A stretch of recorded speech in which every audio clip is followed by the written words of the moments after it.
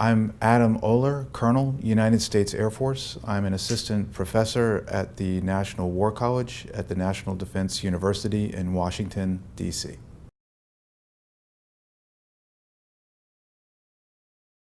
The initial intention was to give them more context for how that particular war crime, how the Holocaust happened. We study a number of them.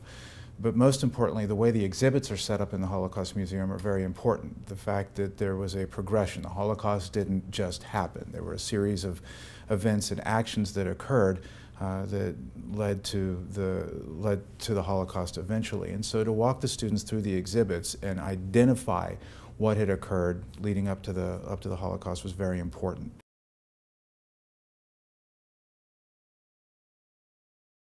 I think one of the most important things about the museum is the footage that they have from Ohrdruf when the U.S. military shows up. The connection between the military and State Department and interagency folks that are in my class to see American soldiers arriving there and liberating the camp and recognizing the pivotal role that the U.S. military had, not just in the discovery of the camp, but in the Nuremberg trials that happened later and beginning a system of international justice to hold perpetrators accountable is extremely important. We then go back to the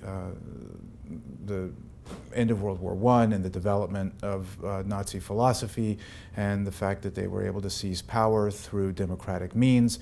And then, of course, the fact that they were very effective in turning Jews and others, homosexuals and others, into the other. And that's another important part of the course that I teach, that an underlying theme in the course is that many of these atrocities, genocide in particular, requires one group of people to turn the other group of people into the other, because once they are the other, they become lesser people, Untermenschen in the German word, and that it is one of the factors that can lead to genocide, lead to atrocities on all different levels and different scales.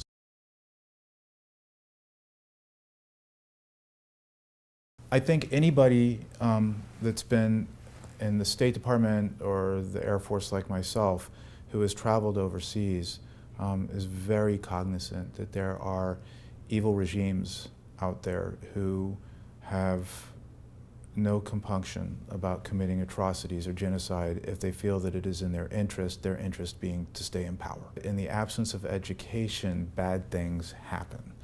That it doesn't take much for somebody to seize a narrative, exploit the narrative, especially when people are frustrated, to achieve nefarious ends. And so we are very, for instance, we know that it's important not to tolerate people scapegoating other people. We know that you just don't do it. You don't belittle another person because of their ethnicity or where they're from. But sometimes I think we forget why we don't do that. There's the moral reason, of course, but there's also a very practical reason, which is part of what I get into in the course also. Remember that, it's important to remember that as the museum demonstrates, the Holocaust, if you think of Holocaust as Z and an alphabet for A to Z, the Holocaust doesn't start at A. Holocaust starts at P, and then it reaches its zenith at Z when we're, just as a metaphor, right? But that path from A to Z is extremely important to understand. One of those first steps in turning somebody into the other is to scapegoat them or to call them names or belittle them because of their race, their heritage, their language, et cetera, et cetera. So arresting that and calling people on that at the first point prevents us from getting to B, which is essential to keep us from getting to M, which is essential to keep us from getting to Z, which is the atrocity on whatever scale you want to use.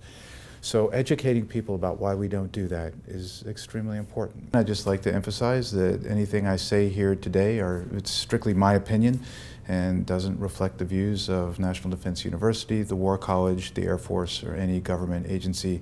Again, these are just my views and opinions.